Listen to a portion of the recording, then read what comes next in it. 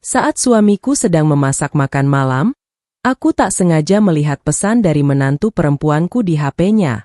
Aku rindu kamu. Aku membalas atas namanya. Datanglah ke sini. Istriku tidak di rumah hari ini. Ketika bel pintu berbunyi, wajah suamiku langsung membeku. Sebelum mulai, jangan lupa untuk menekan tombol like dan subscribe. Ikuti ceritaku sampai akhir dan komen dari mana kota tempat sahabat menonton agar aku bisa tahu sejauh mana ceritaku telah sampai. Terima kasih sudah menyukai dan berlangganan. Semoga teman-teman semua selalu diberikan kesehatan. Amin. Di usia 60, aku kira hidupku tinggal mengulang hari yang sama.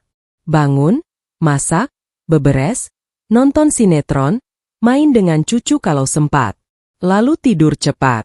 Tidak ada yang heroik, tidak ada yang mengejutkan. Malam itu kelihatannya juga begitu. Mar, coba rasain. Kurang asin nggak? Suhadi berdiri di depan kompor dengan celemek garis-garis yang sudah pudar, mengaduk wajan. Bau bawang putih dan tumisan cabai memenuhi dapur sempit kami. Aku bangkit dari sofa di ruang tamu.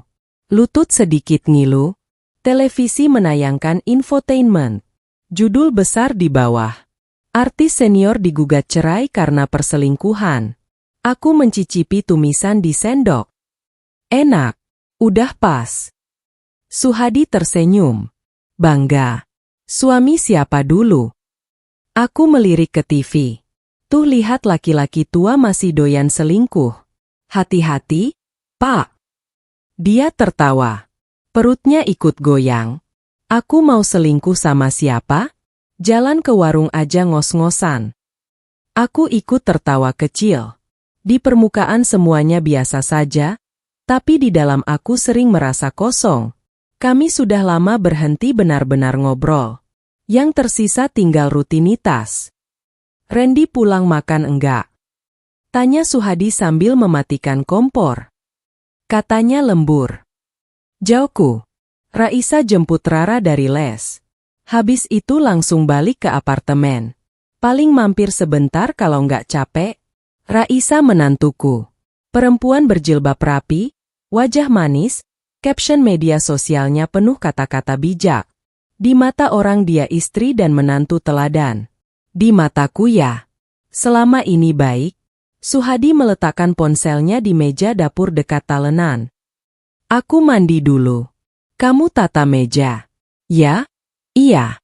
Dia berlalu ke kamar mandi. Suara air mengalir, pintu terkunci. Aku mulai menata piring, sendok, garpu, gelas. Gerakanku otomatis.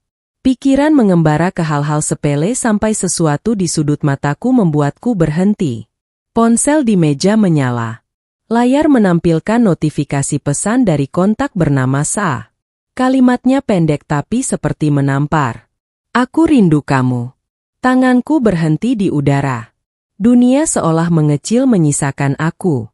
Ponsel itu dan dua kata di layar. Sal. Aku berbisik. Mataku naik ke foto profil kecil di samping nama. Perempuan muda berhijab. Pipi cabi. Senyum miring. Raisa. Dadaku sesak. Otakku cepat-cepat mencari alasan. Mungkin salah kirim. Mungkin ini. Ponsel bergetar lagi di meja. Aku mendekat. Jantung berdetak di telinga. Aku tahu ini batas yang dulu selalu kupegang. HP suami jangan diutak-atik. Tapi rasanya seperti melihat api di dalam rumah sendiri. Kalau kubiarkan, rumah bisa habis terbakar. Tanganku meraih ponsel itu. Layar masih menyala. PIN-nya aku hafal. Kami dulu sering saling buka HP untuk lihat foto cucu. Jari-jariku menekan angka-angka itu. Layar terbuka. Aku buka aplikasi pesan. Kontak Sa, di paling atas. Chat mereka terpampang. Aku capek. Capek kenapa? Sa? Rumah terasa dingin. Randy kalau pulang cuma tidur. Kamu nggak sendirian? Ada aku. Aku rindu kamu. Aku menggulir ke atas. Banyak pesan lain. Emotikon senyum, foto makanan, panggilan Pak yang bunyinya bukan seperti mertua dan menantu, tapi lebih lembut. Perutku mual. Tangan rasanya mau melempar ponsel ke dinding, tapi di saat yang sama, ada sesuatu yang dingin muncul di kepalaku di layar. Pesan terakhir Raisa berdiri sendiri. Aku rindu kamu. Bawahnya kotak kosong menunggu balasan. Kursor berkedip-kedip. Entah dari mana, kalimat itu muncul begitu saja di kepalaku. Jelas, kejam, dan terasa pas. Datanglah ke sini. Istriku tidak di rumah hari ini. Aku mengetiknya pelan. Setiap huruf seperti menusuk dada sendiri. Suara air dari kamar mandi masih terdengar. Suhadi belum selesai. Kupandangi kalimat itu. Sekarang adalah titik balik. Kalau kuhapus aku bisa pura-pura tidak tahu. Menelan sakit pelan-pelan sampai mati. Kalau kukirim imajinasi liar muncul. Raisa datang tergesa-gesa berharap rumah kosong menemukan aku duduk menunggu wajah Suhadi membeku. Semua kedok runtuh dalam satu malam. Jariku bergerak sendiri kutekan tombol kirim. Pesan meluncur. 2 centang sekejap kemudian berubah biru. Aku menelan ludah. Tangan yang memegang ponsel tiba-tiba berkeringat. Tidak lama kemudian balasan muncul. Serius? Pak, saya ke sana. Kursi di belakangku hampir rubuh saat aku mundur. Nafasku pendek-pendek. Ya Allah, hanya itu yang keluar dari mulutku.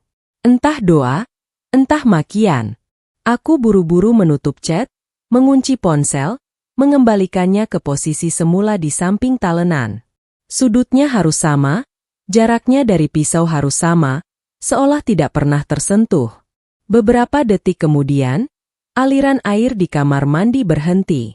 Suhadi keluar, rambut basah, kaos oblong longgar, muka santai. Mar, sabun habis ya? Besok beli, katanya. Seolah dunia baik-baik saja. Jawabku singkat. Mataku mengawasi dia dari samping. Ia meraih ponsel di meja, mengecek layar sekilas. Aku memperhatikan perubahan kecil di wajahnya. Alis sedikit bertaut. Nafasnya tertahan sepersekian detik. Dia pasti sudah melihat balasan. Saya ke sana.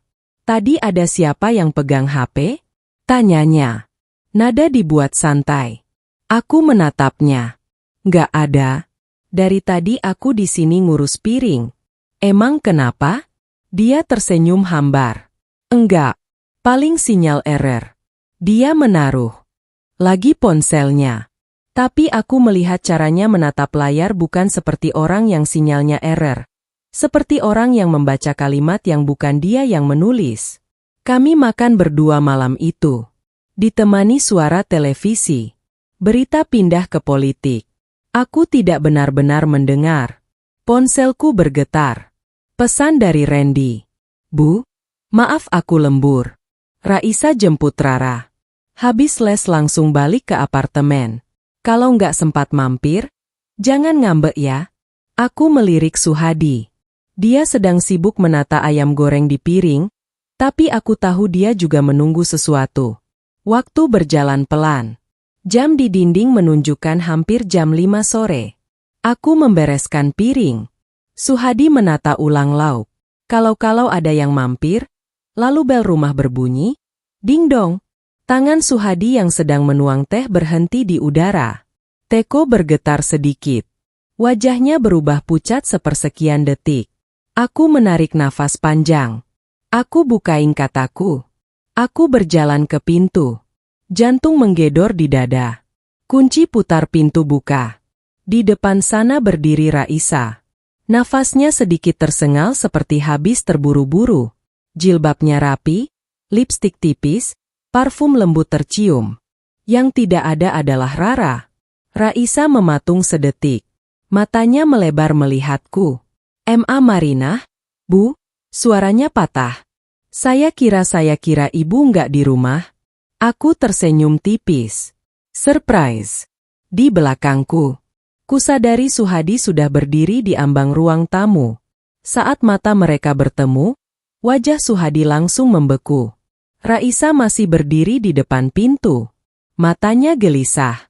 Maaf ya, Bu. Katanya gugup. Saya kira tadi ya.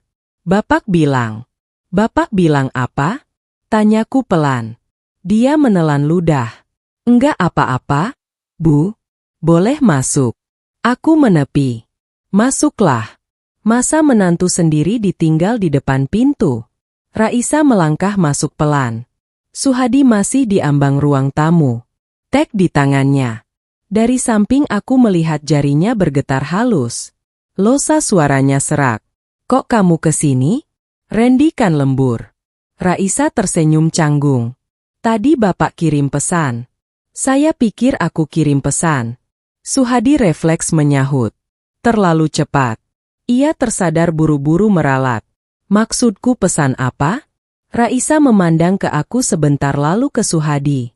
Bapak bilang ibu nggak di rumah? Ucapnya lirih. Hening jatuh sebentar. Aku menahan diri supaya wajahku tetap biasa saja. Tuh kan. Kataku pelan menatap Suhadi. Untung aku ada. Kalau beneran nggak di rumah, siapa yang sambut menantu? Suhadi memaksakan tawa. Ah, mungkin aku salah ketik. Katanya kamu ini juga. Malam-malam gini kesini sendirian. Raisa menunduk. Maaf, Pak. Saya kangen rumah ini. Kangen makanannya ibu. Aku menatapnya lama. Kalimatnya manis. Tapi aku tahu ia datang bukan cuma karena sayur asem. Ya sudah, duduk dulu. Kakak keburu teh dingin. Kami bertiga duduk di ruang tamu. Televisi kubisukan. Biar tidak ada suara lain mengganggu. Ayo minum, ucapku. Jalan jauh. Lumayan, Bu. Jawab Raisa. Tangannya meremas ujung jilbab. Saya tadi buru-buru ke sini. Kupikir berangkat memenuhi undangan yang ia sangka aman. Rara mana? Tanyaku.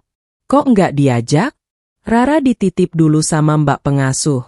Jawab Raisa. Saya pikir sebentar saja di sini. Aku mengangguk pelan. Sebentar. Buat apa? Dia diam. Suhadi cepat mengambil alih. Raisa mau titip sesuatu. Mar katanya sekalian lewat. Katanya begitu aku memandang Raisa. Titipan apa sampai harus tergesa-gesa datang malam begini? Raisa tersenyum kaku. Cuma kue, Bu. Tadi dikasih tetangga apartemen. Saya bawain ibu. Alasan yang jelek. Aku berdiri. Aku ambil piring dulu biar kuenya nggak nganggur. Suhadi refleks bersuara. Agak terlalu cepat. Biar aku saja, Mar. Aku menoleh. Tidak usah. Kamu duduk temani menantumu. Masa perempuan datang sendirian? Kamu biarkan bengong. Aku melangkah ke dapur, tapi tidak langsung membuka lemari piring. Aku berhenti di balik dinding. Tempat aku bisa mendengar jelas suara dari ruang tamu. Nafasku pelan, telingaku tajam, beberapa detik hening. Lalu suara Suhadi ditahan rendah. Kamu ini, nekat banget.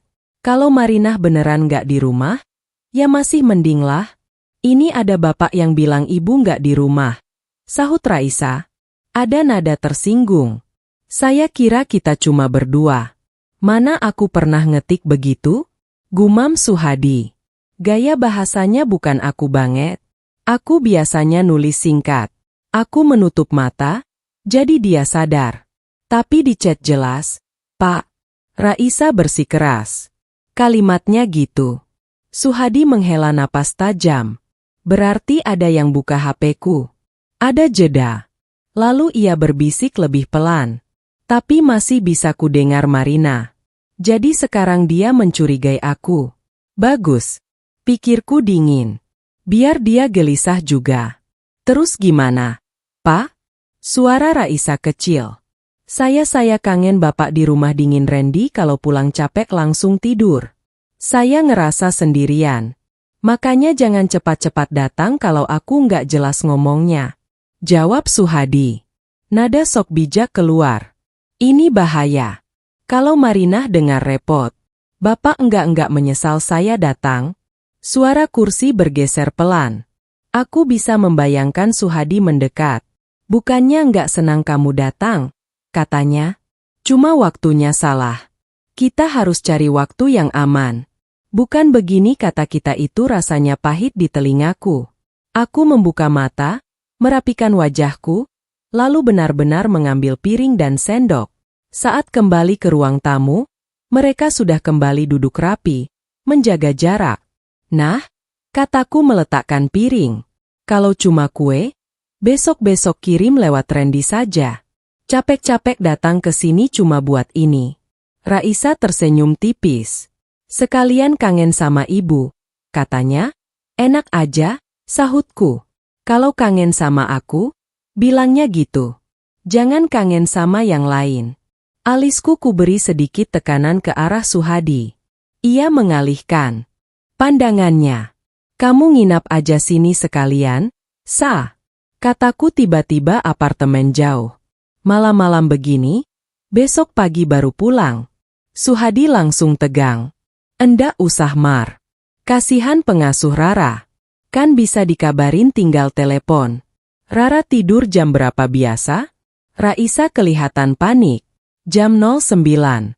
Bu, tapi saya nggak bawa baju ganti, di lemari Randy masih banyak kaos lama. Pakai saja, jawabku santai.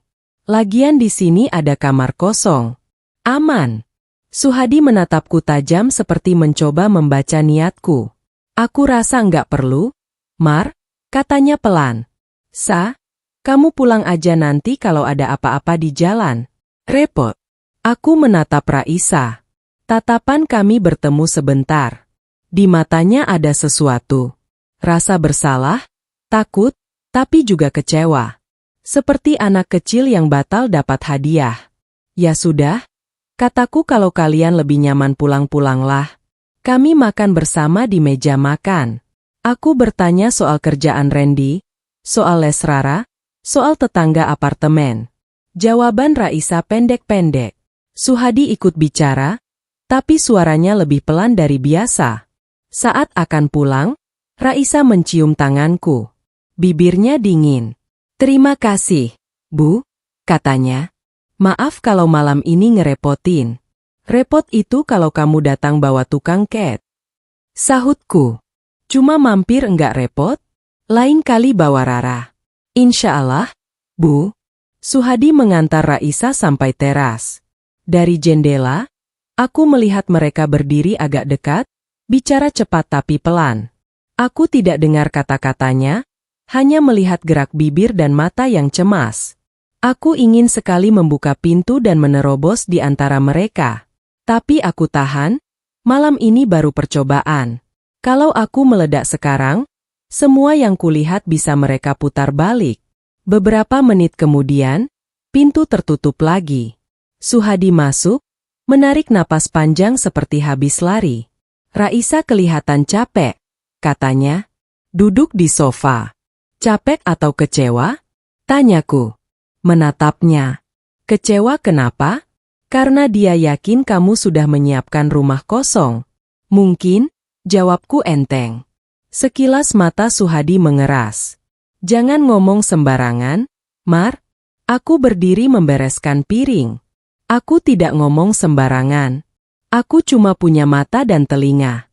Malam itu, setelah semua piring selesai dicuci dan Suhadi tertidur dengan dengkuran pelan, aku duduk di ujung ranjang. Aku memikirkan wajah panik Raisa di depan pintu. Wajah membeku nadi di belakangku. Cara mereka bicara pelan saat mengira aku tidak mendengar. Malam ini aku sudah membuktikan satu hal. Mereka memang punya sesuatu. Tapi kalau aku hanya mengandalkan telinga, besok mereka bisa bilang aku salah dengar. Aku butuh lebih. Aku butuh bukti yang bisa bicara tanpa aku harus teriak-teriak. Di dalam gelap kamar, aku berbisik pada diri sendiri. Mulai besok aku bukan cuma istri, aku saksi. Dan mereka tidak akan tahu kapan aku merekam mereka. Pagi setelah jebakan itu, aku bangun dengan kepala berat, tapi pikiranku jernih.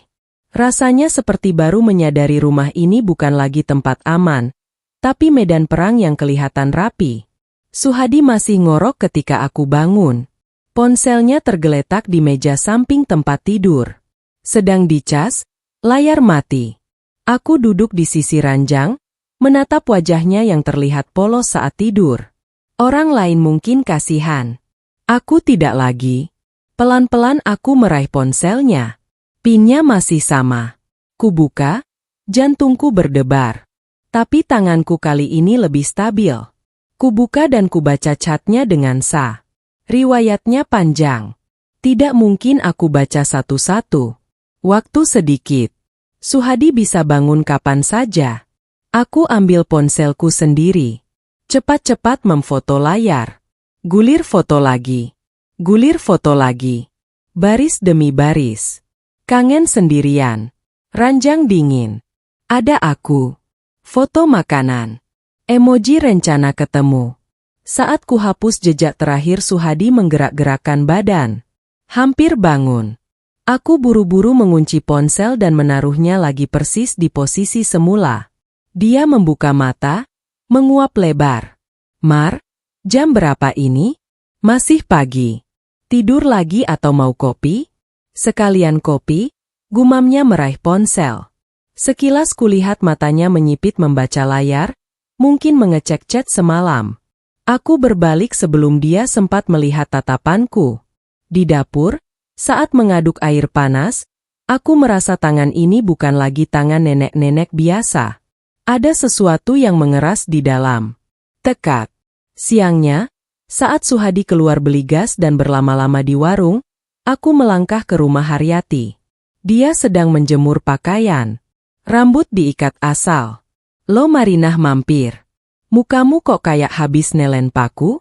Katanya, aku butuh tempat duduk sebelum pingsan. Jauhku. Dia mengajakku ke ruang tamu. Aku duduk menarik napas panjang. Yat, kataku pelan. Kalau aku bilang Suhadi selingkuh sama Raisa, kamu percaya? Sapu tangan di tangannya terjatuh. Hah? Aku mengeluarkan ponsel. Membuka salah satu foto chat, menggeser pelan-pelan. Haryati maju menatap layar.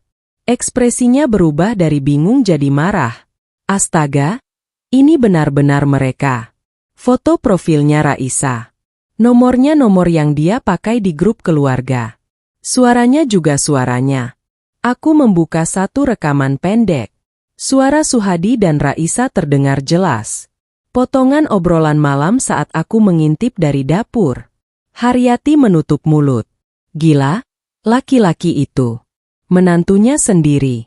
Aku menyandarkan punggung. Aku gak bisa teriak sekarang. Kalau cuma mulutku yang bicara, mereka bisa bilang aku halu. Makanya aku rekam. Kamu mau apa?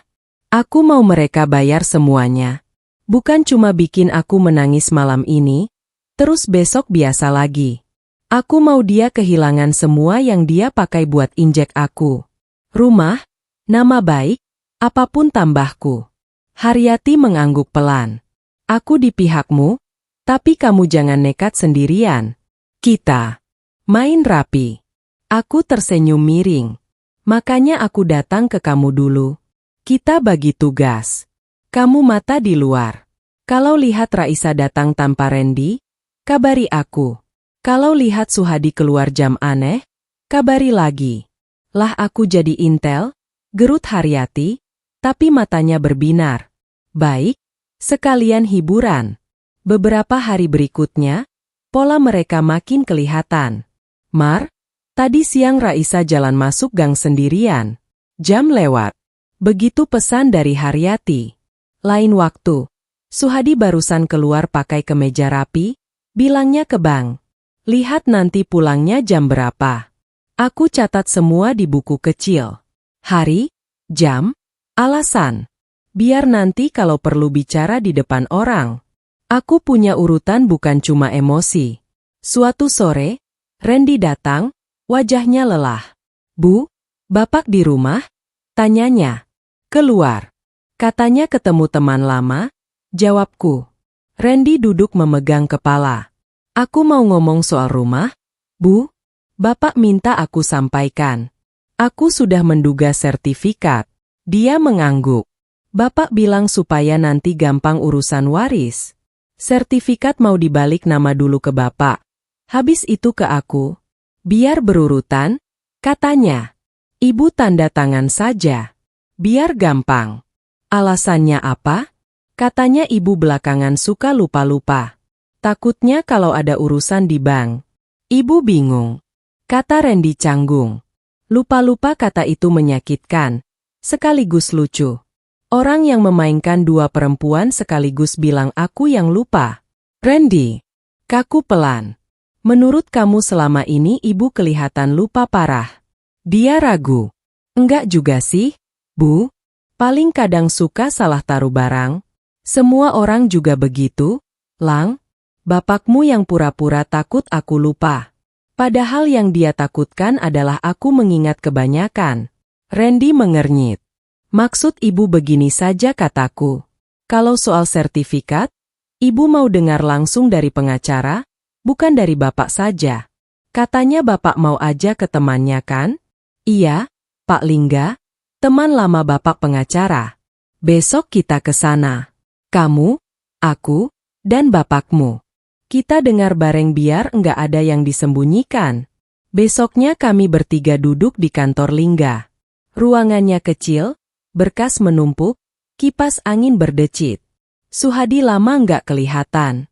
Sambut Lingga ramah. Ini istri dan anakmu ya? Iya. Ini Marinah. Ini Randy. Jawab Suhadi. Aku mau minta tolong jelaskan soal sertifikat ke mereka biar enggak salah paham. Ia bercerita panjang soal niat baik membalik nama. Katanya untuk mempermudah administrasi untuk masa depan anak bukan mau menguasai. Di sela-sela itu ia menyelipkan kalimat. Marinah belakangan sering lupa. Jadi aku takut kalau urus ini itu jadi repot. Aku diam menunggu. Setelah dia selesai, Lingga menjelaskan balik dengan bahasa hukum yang disederhanakan. Intinya harta bersama tetap milik bersama. Balik nama boleh-boleh saja, tapi harus ada persetujuan dan kejelasan. Kalau ibu tidak nyaman, jangan dipaksa. Kata Lingga. Apalagi kalau ibu merasa ada tekanan. Aku menatapnya. Lalu sebelum Suhadi sempat memotong, aku membuka mulut. Pak Lingga, kataku pelan. Saya mau tanya satu hal. Di luar sertifikat. Silakan. Kalau suami ketahuan selingkuh, terus istrinya punya bukti chat, rekaman, dan saksi, itu bisa dipakai buat apa? Suhadi langsung menoleh. Sarati mengerjap. Maksud ibu secara hukum? Secara hukum. Secara waras. Terserah Pak sebut apa. Saya tanya saja. Di kampung saya banyak kasus begitu. Istrinya selalu kalah karena dianggap cemburuan. Lingga menautkan jari-jarinya. Kalau buktinya jelas, bisa jadi dasar cerai, bisa mempengaruhi pembagian harta. Bahkan bisa diproses pidana kalau memenuhi syarat. Begitu ya? Aku mengangguk kecil. Berarti istri tidak sepenuhnya tak berdaya. Mar, kamu ini ngomong apa sih di depan orang? Suhadi tersenyum kaku, tapi suaranya tajam. Ini kita lagi bahas sertifikat, bukan gosip. Aku memandangnya lurus. Siapa bilang ini gosip? Lingga melihat kami bergantian. Matanya yang tadinya santai, sekarang lebih serius. Di dalam hati, aku tahu satu persatu orang-orang di luar mulai melihat retak di dinding rumah kami dan itu baru langkah awal. Sejak dari kantor Lingga itu, suasana rumah berubah. Bukan meledak, tapi mengeras. Suhadi jadi lebih hati-hati. HP-nya sekarang selalu di saku, tidak lagi nganggur di meja seperti dulu. Kalau ada pesan masuk, dia cepat-cepat menghadap tembok. Kalau telepon, keluar ke teras. Aku cuma memperhatikan. Haryati kadang melapor lewat pesan. Mar, tadi kulihat Raisa di ujung gang. Tapi dia nggak ke rumahmu. Mungkin janjian di luar. Barusan Suhadi lewat depan rumahku, naik ojek ke arah pasar. Jamnya kok selalu sama? Aku catat semua. Bukan untuk besok, tapi untuk hari ketika semua harus dibuka. Tubuhku mulai protes. Suatu pagi saat sedang nyapu, pandangan mendadak berkunang-kunang. Sapu jatuh, lututku goyah. Sarati yang kebetulan lewat pagar memegang lenganku. menuntun ke kursi. Mukamu pucat kayak kertas. Aku duduk. Napas berat. Pusing. Dia membawa tensimeter yang selalu ia banggakan. Manset melilit lenganku. Jarum bergerak naik. Wah, ini tinggi banget, gumamnya. Besok ke puskesmas. Jangan ngeles.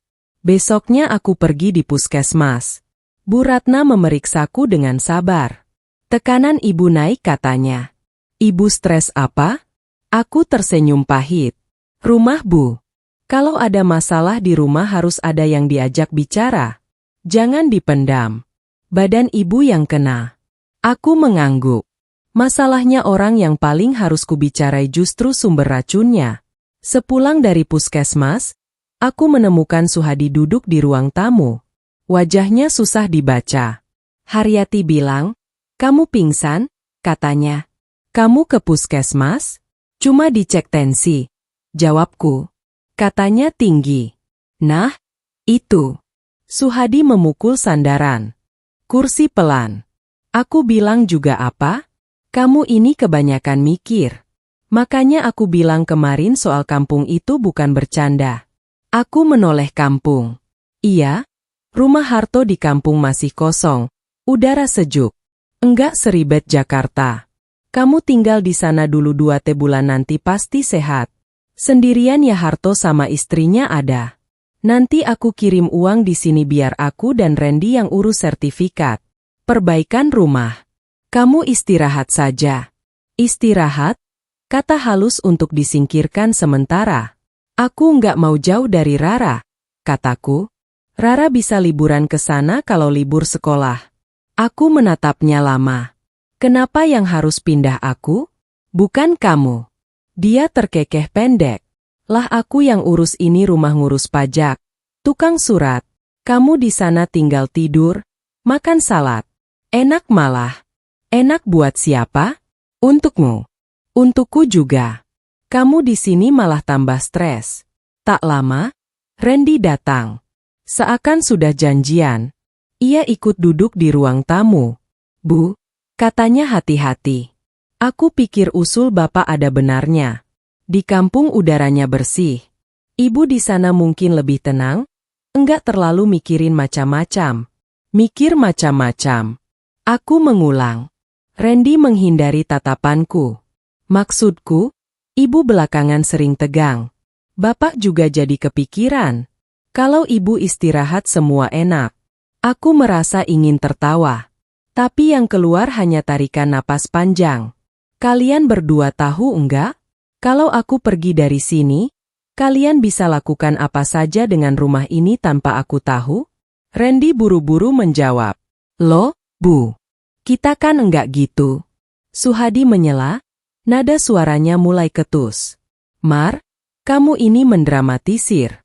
Aku cuma mikirin kesehatanmu. Kalau kamu benar-benar mikirin kesehatanku, kamu tahu apa yang paling menurunkan tensiku? Apa? Jangan selingkuh, jawabku pelan. Hening Randy mengernyit. Bu, aku menatap Suhadi. Jangan pura-pura nggak paham. Wajahnya mengeras. Ini lagi. Kamu mau bahas hal itu di depan anak? Memangnya kamu malu? Mar? Suaranya meninggi. Dokter saja bilang kamu stres. Ini kamu tambah pikir jelek. Nanti lama-lama benar-benar gila. Kata-kata itu dingin. Jadi ini langkah berikutnya. Sudutkan aku sebagai orang yang mulai tidak waras. Aku menautkan jari-jari. Buatku gila itu kalau laki-laki tua main hati sama menantu sendiri.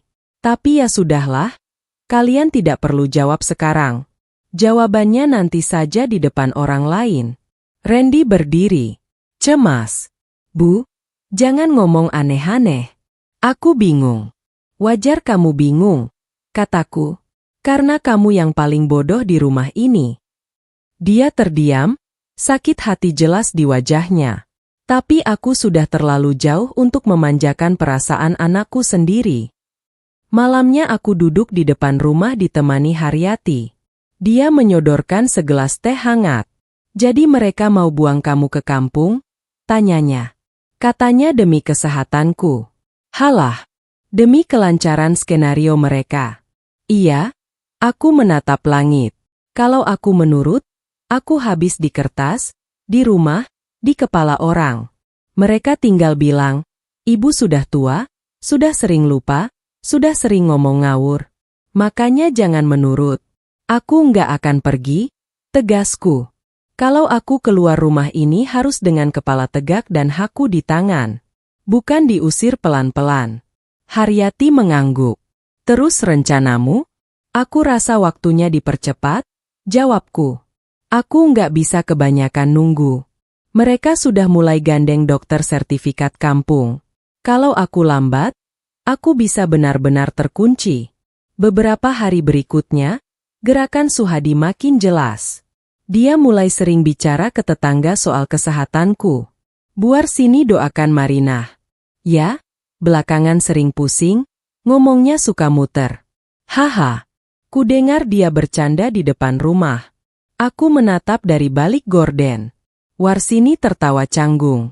Matanya melirik ke arah rumahku. Gosip butuh sedikit saja untuk menyala. Di puskesmas. Saat kontrol lagi, Bu Ratna bilang suami ibu tadi mampir. Dia cerita ibu sering capek. Banyak pikiran. Dia kelihatan khawatir. Tapi di matamu saya lihat marah. Bu, kalau ini tidak diselesaikan, tensimu nggak akan turun. Kadang saya merasa lebih baik hidup sendirian. Bu, kataku jujur untuk pertama kali pada satu orang asing. Kalau sendirian artinya ibu bebas dari tekanan. Itu tidak selalu buruk, jawabnya datar. Yang penting ibu tahu batas ibu sampai mana. Aku pulang dengan kantong obat dan kepala penuh rencana. Sore itu saat aku duduk sendiri di kamar memandang foto lama pernikahanku yang mulai memudar, aku sadar satu hal. Selama ini aku masih setengah-setengah. Masih ada bagian dari diriku yang berharap Suhadi mengakui, menangis, minta maaf. Sekarang tidak lagi. Sekarang aku hanya punya dua tujuan, menyelamatkan diriku dan menyelamatkan Rara. Dari racun yang sama. Kalau itu berarti aku harus menghancurkan citra suamiku di depan anak dan menantu. Biarlah dia yang menciptakan bomnya. Aku hanya menyalakan sumbu. Beberapa hari setelah drama kampung dan gosip soal aku yang mulai aneh, aku bangun dengan rasa sesak berbeda. Bukan sekadar marah, ada rasa dikejar waktu. Aku duduk di meja makan, menatap flash kecil di tangan. Di situ sudah ada foto-foto chat, rekaman suara. Haryati menyimpan salinannya di rumahnya. Tapi aku tahu kalau mau benar-benar mengubah posisi, aku butuh sesuatu yang lebih besar. Selama ini semua buktiku hanya soal perselingkuhan yang sekarang. Aku ingin tahu seberapa lama sebenarnya Suhadi hidup seperti ini. Siang itu saat Suhadi pergi katanya ketemu teman pensiunan dan Randy di kantor. Aku menelepon Lingga. Assalamualaikum, Pak. Siapaku? Waalaikumsalam, Ibu Sarina. Iya, Pak. Kemarin kita sudah bicara soal sertifikat. Saya mau tanya hal lain. Bisa nggak kalau saya datang sendiri? Bukan urusan balik nama. Di ujung sana ada jeda pendek.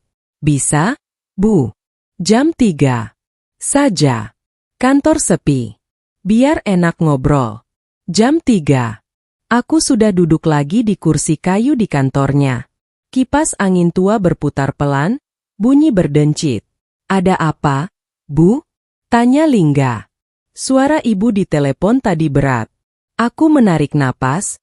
Pak, kalau istri tahu suaminya selingkuh dan punya bukti chat, rekaman, dan saksi, itu bisa dipakai buat apa? Ibu yakin mau ke arah situ? Aku sudah capek dijadikan orang gila. Pak, jawabku. Jujur, kalau aku diam, mereka injak kepalaku pelan-pelan sampai aku mati. Dia mengangguk. Secara hukum kalau buktinya cukup bisa jadi alasan cerai, bisa jadi dasar pembagian harta, bahkan bisa laporan pidana perzinaan kalau mau ribet. Tapi tentu harus disiapkan baik-baik. Aku mengeluarkan ponsel, membuka satu foto chat. Dia melihat alisnya naik. Ini cukup jelas, katanya pelan. Itu baru bagian kecil. Ada rekaman juga kataku. Tapi aku juga ingin tahu Suhadi ini sejak kapan begini. Lingga menghela napas bersandar. Suhadi memang dari dulu. Ya, begitulah. Waktu kami masih muda. Dia pernah dekat sekali dengan teman kantor. Namanya Liana. Kalau saya tidak salah cantik. Banyak yang suka. Waktu itu gosipnya dia hamil. Tiba-tiba pindah. Habis itu hilang kabarnya. Nama itu seperti batu jatuh di perutku. Wahyun ulangku. Iya, Lia. Kalau nggak salah orang sekitar biasa panggil begitu. Aku menelan ludah. Ingatan lama muncul. Pertama kali keluarga Raisa datang melamar. Aku ingat perempuan setengah baya. Wajah lembut, menyebut namanya pelan saat kenalan. Nama saya Liana, Bu. Waktu itu aku tidak menghubungkan apa-apa. Nama Lia pasaran. Suhadi hanya bilang lirih. Kayak pernah dengar nama itu, lalu mengalihkan pembicaraan. Sekarang potongan-potongan itu menyatu di kepalaku. Pak, suaraku serak. Raisa. Ibunya namanya Liana. Lingga menegang. Serius. Aku mengangguk tangan dingin. Umur Raisa sekitar 31. Kalau dihitung mundur hampir mirip dengan cerita yang Bapak bilang tadi. Dia terdiam. Di wajahnya terlihat konflik antara sebagai teman lama dan sebagai pengacara. Ini baru dugaan, Bu. Katanya pelan. Jangan langsung dipegang sebagai kepastian. Tapi kalau memang begitu ya parah-parah. Aku tertawa pendek kering. Suamiku dulu tidur dengan Liana. Tinggalkan dia hamil. Sekarang dia tidur dengan anaknya sendiri. Bagiku itu bukan sekadar parah. Lingga tidak menjawab. Mungkin memang tidak ada kata yang pas. Aku pulang dengan kepala pusing. Bukan pusing biasa, tapi pusing yang membuat suara jalanan terasa jauh di rumah.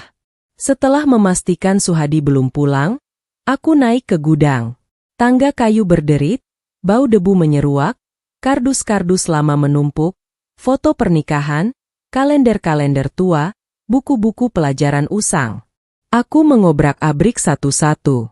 Di bawah tumpukan album foto, aku menemukan album kecil dengan plastik bening sudah menguning.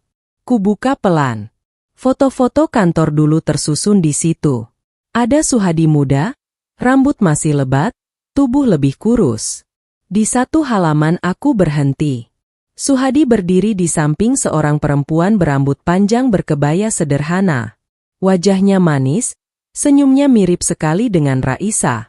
Di belakang foto ada tulisan balpo acara kantor kecamatan bersama Lia. Lia. Wah Lia. Tanganku bergetar. Tapi aku terus membalik halaman. Ada foto lain. Mereka duduk di warung tertawa. Ada foto di halaman kantor berdiri terlalu dekat untuk sekadar rekan kerja. Di dalam map coklat lain, aku menemukan beberapa kertas dilipat kecil. Kertasnya menguning. Kubuka satu tulisan tangan perempuan. Mas, aku takut kalau orang kantor tahu aku hamil. Aku bisa dipecat. Kamu bilang jangan panik, tapi kamu gak pernah datang.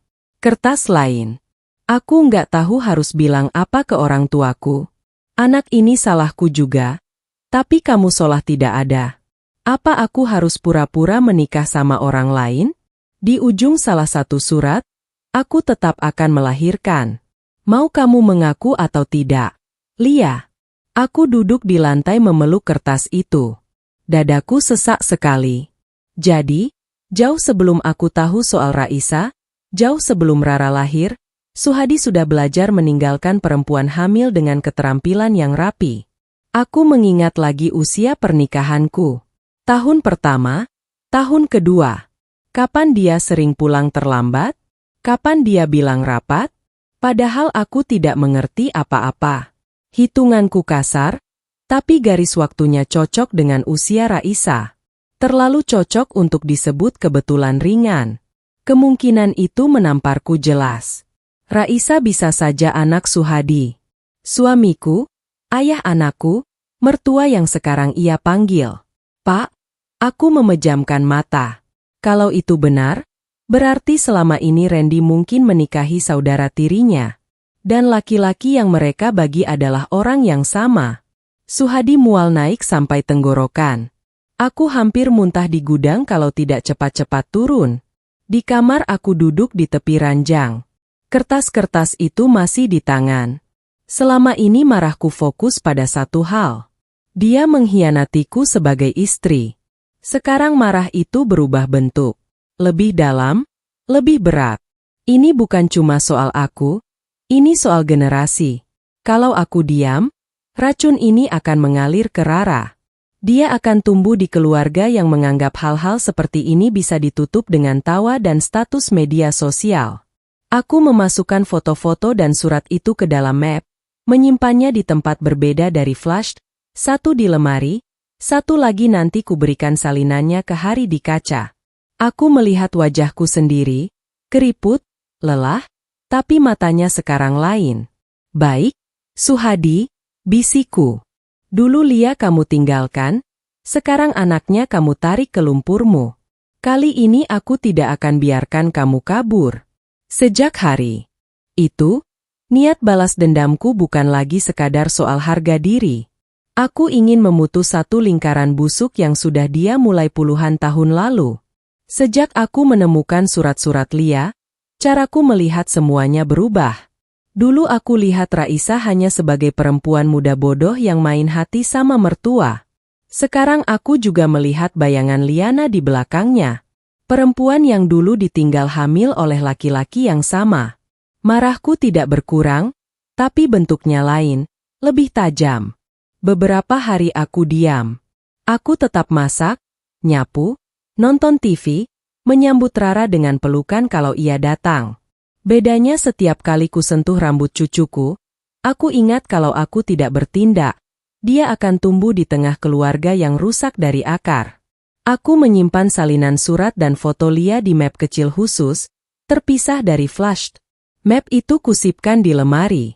Satu lagi kubawa ke rumah Haryati. Ini apa? Tanya Haryati. Peluru, jawabku. Kalau aku mati mendadak, kamu tahu harus kemana? Dia membaca cepat, matanya membesar. Jadi kemungkinan besar Raisa itu ya? Aku menahan mual. Kemungkinan besar anaknya Suhadi. Terus dia sekarang jatuh cinta lagi sama laki-laki yang sama. Hanya bedanya kali ini statusnya mertuanya sendiri. Haryati menepuk jidat. Dunia ini nggak kekurangan laki-laki. Kok bisa ya yang kejem sama ibumu dulu? Sekarang kamu biarkan dekat ke tempat tidurmu. Aku menghela napas. Aku juga dulu bodoh. Sekarang sudah telat untuk kembali muda. Yang bisa kulakukan tinggal satu. Jangan biarkan Rara jadi korban ketiga. Hari-hari berikutnya, Suhadi makin agresif membentuk cerita versinya. Ke tetangga. Aku dibilang sering lupa, sering curiga tanpa alasan. Ke Randy aku dibilang sensitif, mudah emosi, butuh istirahat di kampung. Suatu sore aku sedang mengupas bawang di dapur. Rara bermain di ruang tamu memakai ponselku. Nenek, aku pinjam HP-nya, ya? Mau main permainan? Katanya, jangan hapus apa-apa. Pesanku. Iya. Jawabnya. Haryati datang duduk menemaniku di dapur. Kami ngobrol soal hal-hal ringan lalu pelan-pelan kembali ke strategi. Tunggu momen yang pas, Sar, kata Haryati, kalau kamu mau buka semuanya, jangan setengah-setengah. Sekali pukul. Aku mau kumpulkan mereka semua, kataku Suhadi, Randy, Raisa, Rara. Kamu mungkin lingga satu meja biar tidak ada yang bisa kabur. Belum selesai kalimatku, terdengar suara dari ruang tamu. Bukan suara permainan, tapi suara rekaman. Aku rindu kamu. Bulu kuduku berdiri. Itu suara Raisa. Aku dan Haryati saling pandang lalu buru-buru ke ruang tamu. Rara duduk di lantai. Ponselku di tangan. Di layar. Aplikasi pemutar suara terbuka. Nenek, ini suara siapa? Tanyanya polos. Dari speaker terdengar lagi. Randy gak bisa bikin kamu bahagia seperti aku. Suara Suhadi jelas. Aku hampir merebut ponsel itu. Tapi Haryati lebih cepat mematikan suaranya.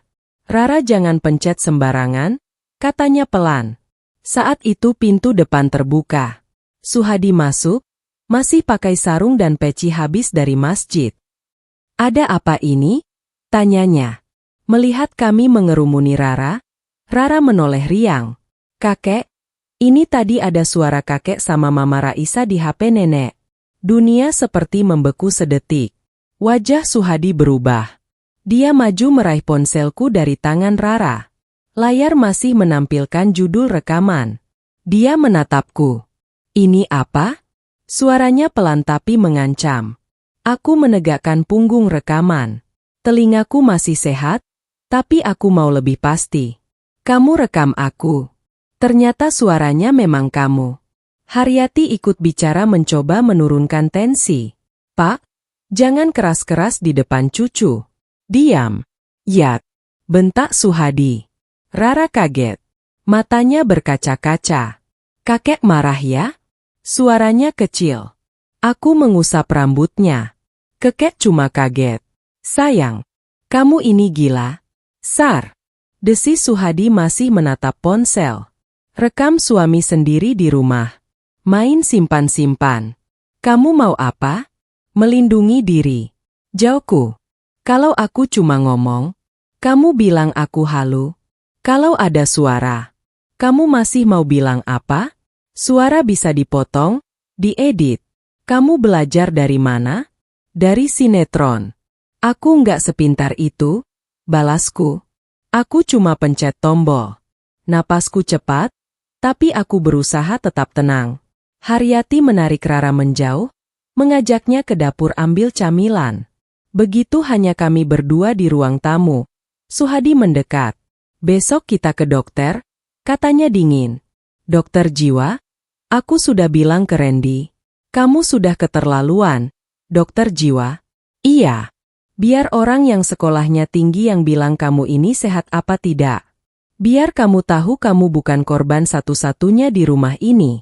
Kamu nyeret cucu dengar rekaman begini, itu waras. Kalau kamu tidak ngobrol begitu sama menantumu, dia tidak akan dengar apa-apa. Jauhku. Matanya menyala marah. Besok jam 9. Siap-siap. Kalau kamu tidak mau, aku punya cara sendiri. Malamnya Randy datang. Wajahnya tegang. Bu, ibu kenapa rekam bapak? Tanyanya. Bapak cerita. Ibu rekam-rekam, nuduh macam-macam. Ini kenapa? Aku menatap anakku. Kalau ibu cerita sekarang, kamu siap dengar? Siap lihat bapakmu runtuh di depan matamu? Dia ragu. Bapak bilang ibu stres, tekanan darah naik. Takutnya ibu kebawa pikiran buruk. Jadi itu skenario mereka. Aku wanita tua yang stres dan kelewat cemburu. Besok kita ke dokter jiwa. Lanjutnya. Namanya Dokter La. Teman kantor temannya bapak. Biar diperiksa. Kalau cuma kecapean, ibu dikasih obat. Aku menghela napas. Baik, ibu ikut. Tapi kamu juga harus ada di ruangan. Jangan cuma dengar cerita dari bapak. Dia mengangguk. Malam itu aku tidak banyak tidur. Aku tahu kalau mereka berhasil menempelkan label tidak stabil di dahiku. Semua bukti di tanganku bisa mereka injak. Orang lebih cepat percaya. Kabar orang gila daripada suara dari rekaman. Aku memandang langit-langit kamar. Suara dengkuran Suhadi pelan terdengar dari sebelah. Dalam hati aku berkata, silakan bawa aku ke dokter. Akan aku pakai justru untuk balik terang-terangan bicara. Kalau kalian pikir ini akan membuatku diam, kalian salah hitung. Ruang tunggu klinik itu dingin, tapi telapak tanganku basah. Di kursi panjang kami duduk bertiga. Aku Suhadi Randy. Tenang aja Bu, kata Randy mencoba tersenyum. Ini cuma konsultasi, gak usah tegang. Suhadi menatap lurus ke depan. Justru aku pengin ibumu tenang. Lang, biar dokter yang jelaskan. Semua ini cuma kecapean. Namaku dipanggil. Kami masuk ruangan kecil rapi dengan rak buku dan bau obat tipis. Dokter Laila menyambut dengan senyum lembut. Silakan duduk, Ibu, Bapak, Mas, katanya. Suhadi langsung ambil start. Begini, Dok. Istri saya ini belakangan sering curiga. Rekam-rekam saya di rumah, bilang saya selingkuh. Padahal enggak. HP saya dicek-cek. Kami khawatir, jangan-jangan beliau ini ya kelelahan jiwa. Dokter menoleh padaku. Ibu Marina sendiri merasa bagaimana? Aku duduk tegak. Saya capek. Tapi bukan karena hal-hal di kepala saya sendiri. Saya capek hidup sama orang yang bohong setiap hari.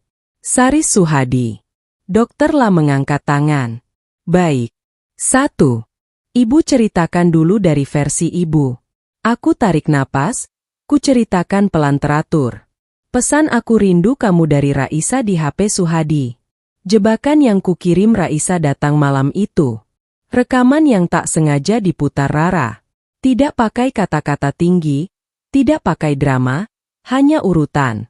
Jadi ibu merekam karena merasa kalau hanya bicara ibu tidak akan dipercaya? Tanya Dokter Laila. Aku mengangguk selama ini yang diceritakan ke orang lain selalu versi dia. Aku tidak punya suara, jadi aku pakai suara mereka sendiri. Suhadi memotong, suara meninggi. Dok, ibu dengar sendirikan ini pola pikir paranoid. Semua dicurigai. Kalau dibiarkan bisa berbahaya. Bapak, sabar dulu, kata Dokter Laila. Tetap tenang. Sekarang giliran saya bertanya. Ia menatapku, menanyakan hal-hal yang membuatku sedikit lega. Bu, ibu masih bisa tidur? Masih. Kadang susah, tapi bisa. Ada suara-suara aneh yang ibu dengar? Tidak. Ibu pernah ingin menyakiti diri sendiri? Tidak. Menyakiti orang lain kadang kebayang. Jawabku jujur. Tapi saya masih tahu itu hanya bayangan. Nyatanya sampai hari ini saya masih masak buat suami saya. Sudut bibir dokter terangkat tipis. Setelah sekitar setengah jam, Dokter Laila menyandarkan punggung. Begini, ibu jelas sedang dalam tekanan berat. Tapi dari cara bicara, alur pikir, dan jawabannya, saya tidak melihat tanda ibu kehilangan kenyataan. Ibu tidak gila. Randy menghela napas lega kecil. Suhadi menegang. Yang ibu butuhkan itu ruang aman dan kejujuran di rumah. Lanjut, dokter. Kalau lingkungan terus-menerus membuat ibu merasa terancam, wajar kalau ibu membela diri dengan cara seperti rekaman itu. Jadi menurut dokter, istri saya nggak salah rekam-rekam saya. Tanya Suhadi tak terima. Saya bilang cara itu wajar dari orang yang merasa suaranya tidak dipercaya. Jawab Dokter Laila. Kalau bapak keberatan, ya jangan buat dia ragu. Transparanlah. Jangan malah tempelkan label gila. Itu menyakitkan. Keluar dari ruangan tidak ada yang bicara. Di mobil hanya suara mesin. Suhadi akhirnya berdehem. Dokter enggak tinggal di rumah kita. Mar, dia enggak lihat kamu teriak-teriak. Aku menatap keluar jendela. Untung dokter bisa lihat siapa yang benar-benar kacau walau cuma setengah jam ketemu. Randy gelisah, jelas terjepit. Bu, Pak, sudahlah pelan-pelan saja. Jangan ribut lagi. Aku tidak menjawab. Dalam hati keputusan makin mengeras. Aku tidak bisa lagi berharap ada perubahan baik dari Suhadi. Malamnya aku duduk di teras bersama Haryati. Gimana, dokter jiwa? Tanyanya. Bilang aku capek tapi masih waras, jawabku. Yang dia tegur malah Suhadi. Haryati tertawa pendek. Cih, satu senjata mereka gagal. Terus aku mau percepat rencana, kataku. Aku mau mengumpulkan semua orang dalam satu meja. Sekali meledak. Alasannya, pura-pura syukuran ulang tahun pernikahan. Biar dia merasa aman. Besoknya aku mulai bergerak. Pertama aku ke warnet kecil dekat pasar. Anak penjaganya tidak banyak tanya saat ku minta men-scan foto-foto lama Suhadi dengan Lia dan surat-suratnya. Semuanya ku minta dikirim ke email yang ku buat khusus. Lalu ku pindah ke flash cadangan. Sore, Aku duduk menatap layar ponsel membuka kontak Raisa. Dengan nomor baru yang kubeli, ku kirim 3 foto ke WhatsApp-nya. Suhadi muda dan Lia berdiri berdampingan. Mereka tertawa di warung dan potongan surat tentang kehamilan. Setelah itu, ku jajarkan satu pesan pendek. Coba tanya ke ibumu. Laki-laki di foto ini siapa buat kalian? Ku kirim. Tak lama, ponsel rumah berdering. Bu, ini Raisa. Suaranya gemetar. Bu, ibu dapat pesan aneh enggak? Pesan apa? Tanyaku tenang. Dari nomor enggak dikenal. Kirim foto ibu saya sama bapak. Bapak muda, ibu. Tahu sesuatu? Nanti kamu tanya sendiri sama dia. Jauhku. Sama ibumu juga? Bu, saya takut. Ia hampir menangis.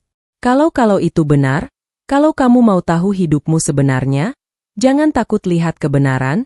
Kataku takut itu waktu kamu masih sempat memilih tidak selingkuh. Sekarang terlambat untuk takut manis-manis. Belum lama kutub telepon. Suhadi pulang dengan muka kencang. Kamu kirim apa ke Raisa? Bentaknya di dapur. Aku masih mengaduk sayur. Aku kirim apa?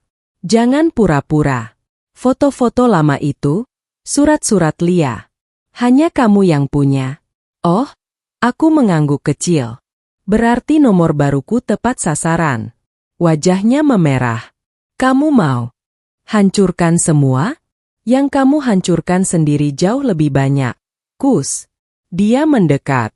Wajahnya hampir menempel ke wajahku. Kalau kamu buka semua, kamu juga jatuh. Anakmu luka, cucumu bingung. Aku menatap balik. Lebih baik mereka luka karena kebenaran daripada hidup manis di atas kebohongan yang menjijikan. Dia terdiam lalu tertawa pendek. Baik, kalau kamu mau perang, ayo jangan nangis kalau tenggelam sendiri. Aku tersenyum tipis. Aku sudah belajar berenang. Kus. Lama sekali.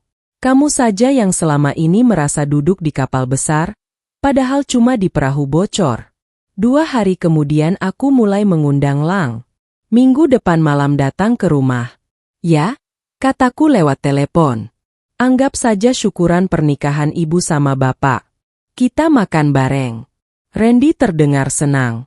Serius, Bu? Udah lama nggak kumpul. Nanti aku ajak Raisa sama Rara. Ke Haryati.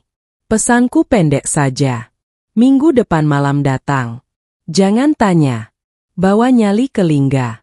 Aku bicara lebih halus.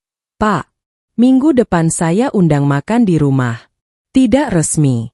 Tapi mungkin Bapak akan menyaksikan sesuatu yang nanti berguna kalau saya butuh pengacara secara resmi. Ada jeda di telepon. Lalu jawabannya singkat. Baik, Bu. Saya datang. Hari itu akhirnya datang. Sejak siang aku memasak bukan karena ingin memanjakan mereka, tapi karena aku ingin suasananya terlihat senormal mungkin. Sayur asem, ayam goreng, sambal, tumisan kesukaan Rara.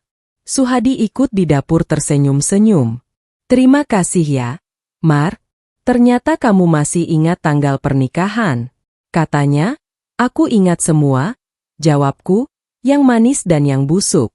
Menjelang maghrib, satu persatu tamu datang Randy dan Raisa dengan Rara. Haryati menyusul membawa puding. Kemudian Lingga datang. Pura-pura bilang, sekalian lewat. Kami duduk mengelilingi meja makan. Lauk tersaji rapi. Dari luar ini keluarga yang merayakan kebersamaan. Aku duduk di ujung meja. Untuk pertama kali seumur hidup, aku merasa duduk bukan sebagai ibu rumah tangga, tapi sebagai orang yang memegang kendali. Terima kasih sudah datang, kataku pelan. Sebelum kita makan, aku mau ajak kalian bicara. Bukan soal ulang tahun pernikahan. Semua menoleh. Malam ini kita rayakan hal lain. Lanjutku. Kita rayakan saat dimana semua kebohongan di rumah ini berhenti. Semua mata mengarah ke aku. Rara satu-satunya yang tidak paham. Dia sibuk memukul-mukul meja dengan sendok plastik. Pura-pura main drum. Bu, ini maksudnya apa? Tanya Randy. Kening berkerut. Suhadi tertawa kecil. Suara dipaksakan ringan. Ibumu ini kalau sudah mulai ngomong berat, suasana langsung tegang. Sudah, makan dulu saja. Aku tidak menoleh ke dia. Aku mau makan, tapi perutku sudah lama tidak bisa menelan kebohongan, kataku pelan. Sekali saja, ayo kita jujur di meja makan ini. Raisa menggenggam ujung jilbabnya. Ibu, saya gak ngerti. Kamu ngerti potongku? Kamu cuma pura-pura bodoh karena sudah terlalu jauh. Randy menoleh ke istrinya. Apa maksud ibu? Aku mengambil ponsel dari kantong duster.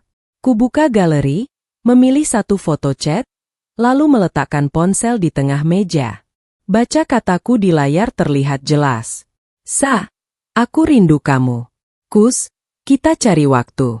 Jangan nekat datang kalau aku nggak bilang aman. Gulir sedikit. Pesan-pesan lain menyusul. Randy dingin. Aku sendirian. Ada aku. Emotikon hati. Kalimat dengan nada menggoda. Wajah Randy pucat. Ini apa? Suaranya parah. Raisa langsung menangis. Lang, aku bisa jelasin. Jelaskan apa? Bentak Randy. Ini chat kamu sama bapak. Suhadi mencoba memegang bahu anaknya. Randy, jangan langsung. Aku menekan ikon pemutar suara. Dari speaker ponsel keluar suara Suhadi. Kita harus hati-hati, Liz. Marinah curigaan orangnya. Lalu suara Raisa manja. Aku rindu. Pak. Hening. Sendok di tangan Randy jatuh ke piring. Rara terkejut. Hampir menjatuhkan gelas. Haryati sigap memeluknya. Sini sama Tante Haryati. Sayang makan pelan-pelan saja. Randy berdiri. Pak, jelaskan sekarang. Suhadi mengangkat tangan. Ini hanya obrolan yang kebablasan. Tidak ada apa-apa. Obrolan macam apa? Suaraku dingin. Obrolan menantu ke mertua atau obrolan perempuan kesepian dengan laki-laki yang tidak pernah kenyang? Raisa menangis. Suara pecah. Aku salah? Lang. Aku kesepian. Kamu selalu lembur. Aku merasa nggak dianggap. Bapak sering ada buat aku. Sering ada buat kamu. Randy tertawa pendek getir. Sebagai apa? Mertua atau apa? Cukup Randy. Bentak Suhadi. Jangan lebay. Belum tentu semua ini. Belum tentu. Aku memotong. Suara kamu sendiri bilang kamu takut. Aku curiga sekarang. Kamu mau bilang itu bukan kamu. Lingga akhirnya bicara. Suaranya tenang tapi tegas. Kus. Suaranya jelas. Sulit bilang ini editan. Suhadi menoleh tajam ke Lingga. Kamu di pihak siapa? Di pihak akal sehat. Jawab Lingga pendek. Raisa terisa. Bu, saya minta maaf. Saya benar-benar minta maaf, tapi saya sayang Randy. Saya sayang Rara. Saya nyesel. Aku menatapnya lama. Kamu menyesal karena ketahuan, Liz, bukan karena perbuatannya. Randy menutup wajah dengan kedua tangan. Aku muak, gumamnya. Muak sama kalian berdua. Suasana sudah cukup hancur. Tapi aku tahu itu belum titik terdalamnya. Perlahan. Aku menarik napas dan mengambil map coklat dari samping kursi. Kutaruh di meja. Kalau dosa kalian hanya ini, mungkin aku masih bisa tutup pintu. Menangis semalam, lalu diam. Kataku pelan. Tapi sayangnya ini cuma sambungan dosa lama. Aku mengeluarkan satu foto. Suhadi muda berdiri di samping perempuan berkebaya. Rambut panjang, wajah bersih. Kenal? Tanyaku. Menatap Suhadi. Wajahnya berubah, tangannya otomatis. Meraih foto itu, lalu berhenti di tengah. Randy menariknya lebih dulu. Ini siapa? Lihat baik-baik. Kakak seperti siapa mukanya? Raisa mendongak. Begitu melihat foto itu, ia menutup mulut dengan tangan. Ini ibu. Suaranya nyaris tak terdengar. Di belakang foto tertulis, Lia, jelasku. Nama itu kependekan dari Liana. Ibumu kan? Raisa mengangguk pelan. Air mata jatuh. Aku menggeser fotokopi surat ke tengah meja. Ini surat-surat lama, tulisan tangan ibumu. Randy membaca cepat. Bibirnya bergerak tapi tak bersuara. Di kertas itu tertulis tentang kehamilan, tentang ketakutan dipecat, tentang laki-laki yang pergi. Mas, aku takut. Aku hamil. Kamu gak pernah datang. Kutirukan pelan. Akhirnya dia pilih melahirkan sendiri. Lingga menghela napas, mengangguk kecil. Aku ingat gosip itu, gumamnya. Dulu aku anggap angin lalu aku menatap Raisa. Kamu lahir beberapa waktu setelah surat-surat ini dikirim. Ibuku dulu nggak tahu apa-apa. Aku pun tidak. Tapi kalau kita hitung umur pernikahanku, umur Raisa dan waktu surat ini, garisnya nyambung. Randy memandang foto, lalu surat, lalu istrinya, maksud ibu. Suaranya pecah. Raisa mungkin anak bapak, kemungkinan dikata mungkin itu berat sekali. Aku menghela napas panjang. Aku tidak bisa bilang pasti tanpa tes. Tapi kemungkinan itu besar. Raisa menggoyang kepala. Panik. Tidak, Bu. Jangan. Jangan bilang begitu. Kamu pernah tanya ke ibumu siapa ayah kandungmu? Taku lembut. Raisa menangis. Dia cuma bilang sudah meninggal. Tidak penting. Karena kalau dia jujur, seluruh hidupmu berubah. Randy mundur selangkah seperti tidak kuat berdiri dekat istrinya. Jadi mungkin selama ini aku menikahi saudara sendiri. Aku menatap anakku dengan rasa kasihan dan marah bercampur. Kerusakan ini bukan kamu yang mulai, Lang. Tapi kalau kamu tutup mata sekarang, kamu ikut meneruskan. Haryati memeluk Rara lebih erat. Rara, lihat ke sini saja, jangan lihat ke meja. Bisiknya Suhadi akhirnya meledak. Cukup, teriaknya. Semua ini cuma dugaan, belum ada bukti apa-apa. Kamu kebangetan, Marinah. Aku menghadap ke dia kalau kamu tidak tidur dengan Lia dulu.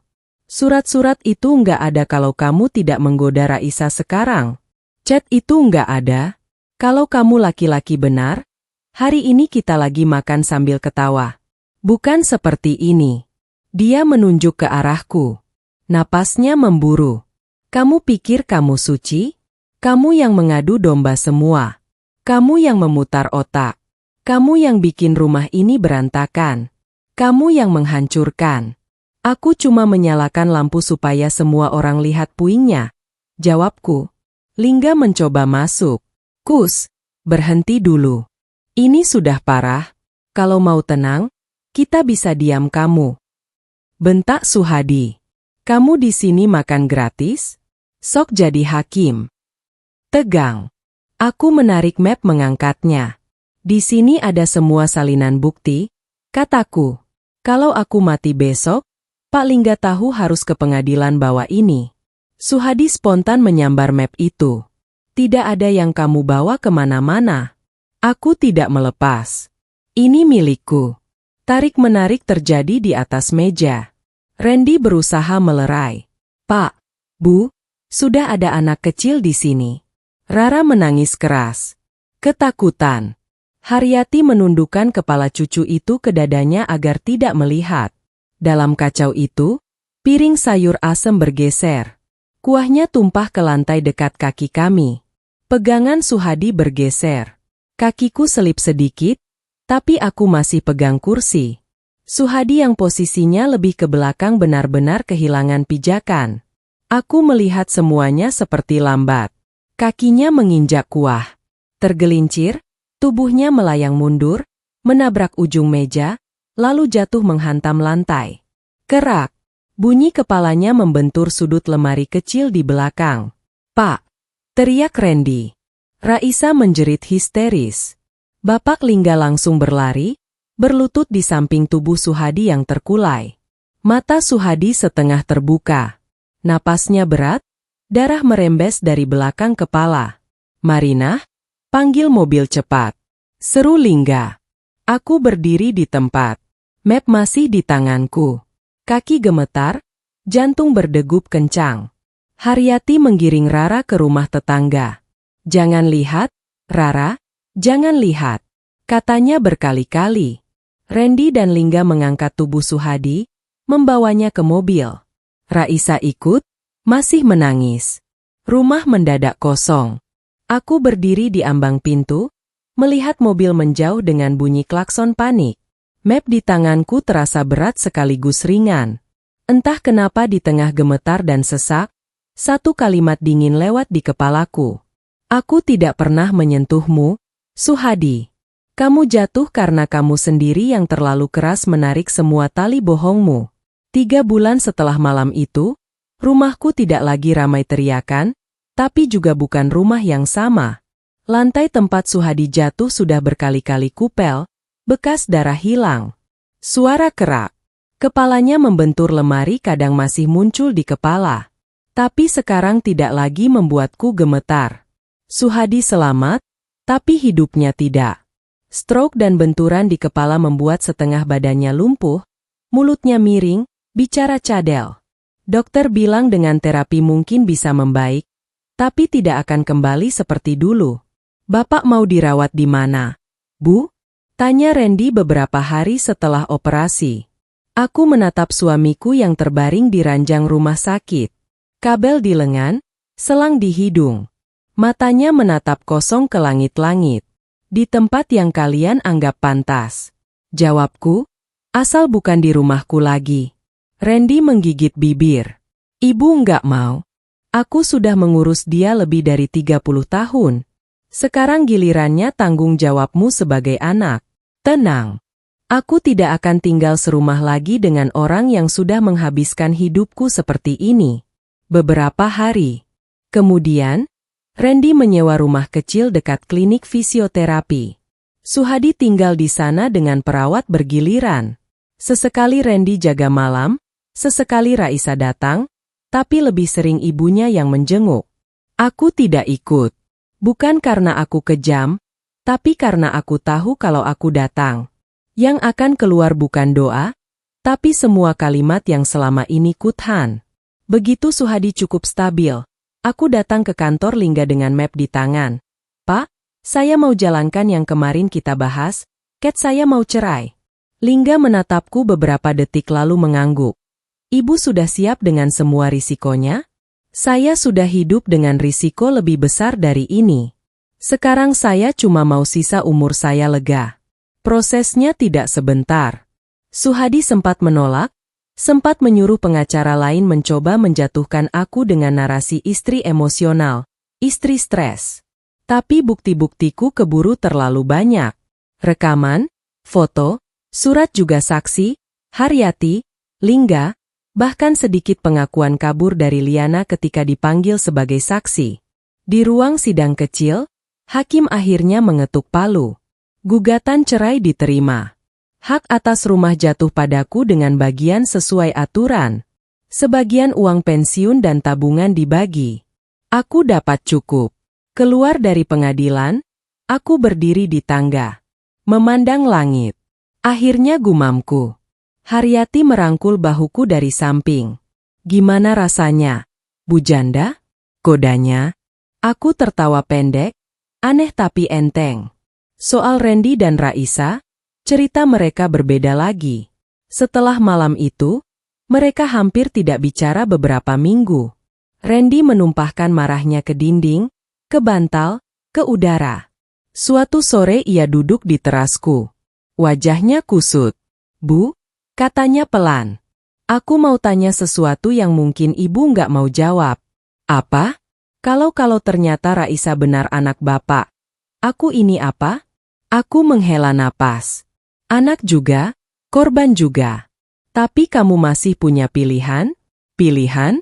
Pilih berhenti di sini atau teruskan racun bapakmu ke generasi selanjutnya." Randy menunduk. "Aku benci dia, Bu. Tapi kalau lihat Rara, aku gak sanggup hancurkan keluarganya begitu saja. Di sisi lain, setiap kali lihat Raisa, aku keingat semua itu. Kamu dan Raisa bisa berpisah dulu tanpa langsung cerai," kataku. "Cari kebenaran pelan-pelan. Kalau mau tes silakan. Kalau tidak sanggup anggap saja ini peringatan dari Tuhan bahwa kalian enggak boleh lagi hidup mengabaikan batas. Pada akhirnya mereka sepakat pisah rumah. Raisa pindah ke rumah ibunya. Mereka ikut konseling tidak tidur satu atap. Surat cerai tidak langsung dibuat, tapi jalan mereka jelas sudah tidak sama. Suatu hari Raisa datang sendirian ke rumahku. Wajahnya pucat tanpa riasan. "Boleh saya masuk, Bu?" Kami duduk di ruang tamu yang beberapa bulan lalu jadi medan perang. "Terima kasih, Ibu." "Enggak cerita ke tetangga soal kemungkinan itu," katanya pelan. "Yang mereka tahu cuma saya selingkuh. Itu saja sudah cukup buat saya malu setengah mati." "Aku tidak melindungimu," kataku. "Aku melindungi Rara. Dia nggak perlu tahu semua detail jijik orang dewasa sebelum waktunya." Raisa menggigit bibir. "Kalau nanti kami tes dan ternyata beneran saya nggak tahu harus bagaimana. Kamu tanggung kamu, ibumu dan laki-laki itu," jawabku. "Tapi satu yang ku minta, jangan lagi bawa Rara ke rumahmu sebagai tempat berbohong. Jadilah ibu yang jujur meski masa lalumu kotor." Air mata Raisa jatuh. "Bu, saya menyesal." "Menyesal tidak menghapus perbuatan," kataku. "Tapi bisa menghentikan kamu mengulanginya." Dia mengangguk. Saat berdiri dan pamit, dia mencium tanganku lama. Aku membiarkannya. Bukan karena aku sudah memaafkan, tapi karena aku lelah memikul kebencian terus-menerus. Rara masih sering datang, kadang diantar Randy, kadang dijemput Raisa beberapa jam kemudian. "Nenek, sekarang nenek gak tinggal sama kakek lagi?" tanya Rara suatu hari sambil menggambar di meja. "Tidak," jawabku jujur. "Nenek sama kakek sekarang tinggal di rumah masing-masing." "Berantem ya?" "Kakek banyak salah, nenek juga banyak marah. Jadi kami pisah jalan biar nggak saling lukai lagi." Jelasku pelan. "Rara masih boleh sayang kakek. Tentu kamu boleh sayang siapun. Yang penting kamu tahu mana yang baik dan mana yang tidak. Suatu hari kalau kamu besar, kamu akan mengerti," kataku. Mengelus rambutnya. Rara mengangguk. Kembali ke gambarnya. Kali ini orang-orangan yang digambarnya ada 3. Dirinya di tengah, di kiri ada aku, di kanan ada Randy. Di sudut ia menggambar sosok kecil lain jauh sedikit dengan kursi roda. "Itu siapa?" tanyaku. "Itu kakek," jawabnya polos. "Kakek jauh, tapi masih ada." Aku menahan napas sejenak lalu tersenyum. Bagus gambarnya. Beberapa minggu setelah putusan cerai, Lingga menemuiku. "Kalau ibu mau, semua perkara pidana masih bisa dikejar," katanya. "Perselingkuhan, penelantaran di masa lalu, macam-macam." Aku menggeleng. Aku sudah dapat yang kubutuh. Balas dendam. Pembebasan. Koreksiku. Balas dendam sudah terjadi malam dia tergelincir.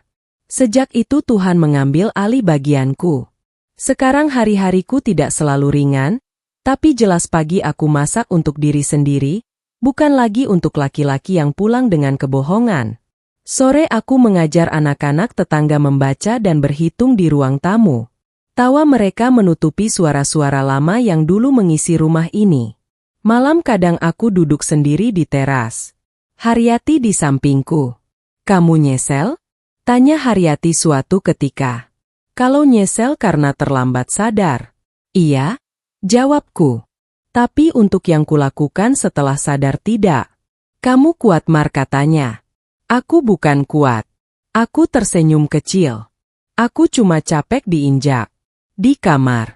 Ponsel dan flash disk yang dulu kujaga seperti senjata.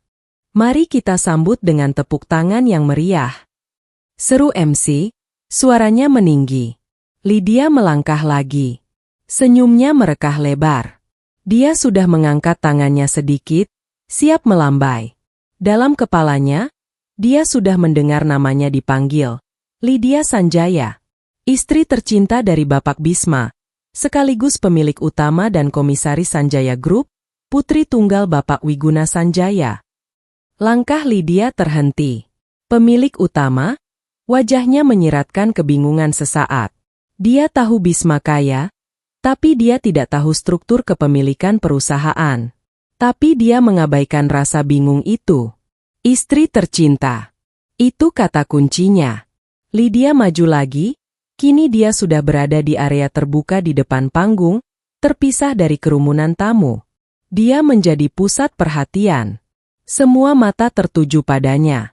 Dia tersenyum bangga, merasa sorot lampu itu untuknya. Ibu Cassandra Sanjaya. Duar, nama itu meledak di udara. Waktu seakan berhenti. Senyum di wajah Lydia tidak langsung hilang, tapi membeku. Menjadi seringai aneh yang menyedihkan. Kakinya yang sudah siap menapak anak tangga pertama panggung, menggantung di udara. Cassandra. Hening. Lydia menoleh ke kiri dan ke kanan, bingung. Kenapa bukan namanya? Kenapa nama wanita lain? Lalu, terdengar suara tawa tertahan. Bisik-bisik mulai berdengung seperti lebah. Siapa itu yang baju merah? Kenapa dia maju? Apa dia gila? Itu kan bukan Bu Cassandra. Mungkin pelayan yang salah jalan. Wajah Lydia yang tadinya penuh kemenangan, perlahan berubah pucat pasi. Darah seolah tersedot habis dari wajahnya. Dia berdiri sendirian di depan panggung, di bawah sorotan lampu yang kejam, terlihat seperti orang linglung. Saat itulah musik megah entrance berbunyi. Pintu besar di lantai mezzanine terbuka. Sorot lampu utama berpindah dari panggung ke arahku. Aku melangkah keluar. Langkahku pelan, terukur, dan penuh wibawa. Gaun midnight blueku berkilauan tertimpa cahaya. Aku menuruni tangga utama yang melengkung indah menuju ballroom. Setiap mata di ruangan itu menatapku dengan kekaguman. Aku melihat Lydia dari atas tangga. Dia mendongak menatapku. Mulutnya terbuka sedikit. Matanya membelalak ngeri. Dia melihat wanita yang selama ini hanya dia dengar sebagai mitos, kini turun dari langit-langit bagaikan dewi pembalas dendam. Aku berjalan melewati kerumunan yang membelah otomatis memberiku jalan. Aku berjalan lurus menuju panggung. Menuju Bisma, dan menuju Lydia yang menghalangi jalanku. Saat aku sampai di hadapannya, aku berhenti sejenak. Jarak kami hanya 1 meter. Aku, sang pemilik. Dia, sang penumpang. Lydia gemetar. Dia ingin bicara, ingin bertanya pada Bisma, tapi lidahnya keluh. Dia menatap Bisma, memohon pertolongan. Tapi Bisma tidak menatapnya. Bisma menatapku dengan senyum bangga dan uluran tangan, mengabaikan keberadaan Lydia sepenuhnya. Aku menatap Lydia dari ujung rambut sampai ujung kaki. Tatapan merendahkan yang paling dingin yang pernah kuberikan pada manusia. Aku tidak perlu bicara keras. Minggir, bisikku pelan, namun tajam. Kau menghalangi jalan pemilik rumah. Lydia tersentak seolah ditampar. Dia mundur terhuyung, nyaris tersandung gaunnya sendiri. Aku melewatinya begitu saja, seolah dia hanyalah tong sampah yang salah letak. Aku menyambut uluran tangan Bisma, naik ke panggung, dan berdiri di samping suamiku. Kami berdua berdiri di puncak, menatap ratusan tamu yang bertepuk tangan gemuruh. MC memberikan mikrofon padaku.